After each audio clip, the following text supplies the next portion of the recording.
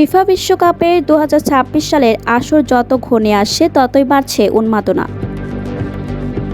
দর্শকদের মাঝেও ছড়িয়ে পড়েছে রোমাঞ্চের আবহ। তবে বিশ্বকাপের টিকিটের দাম শুনে রোমাঞ্চে ভাটা পড়েছে তাদের।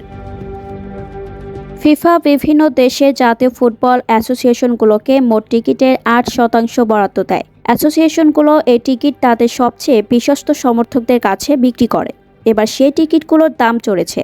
জার্মান ফুটবল অ্যাসোসিয়েশন কর্তৃক প্রকাশিত 2026 বিশ্বকাপের টিকিটের দামের তালিকায় দেখা গেছে, গ্রুপ পর্বে বিভিন্ন ম্যাচের টিকিটের দাম $180 থেকে $700 মধ্যে।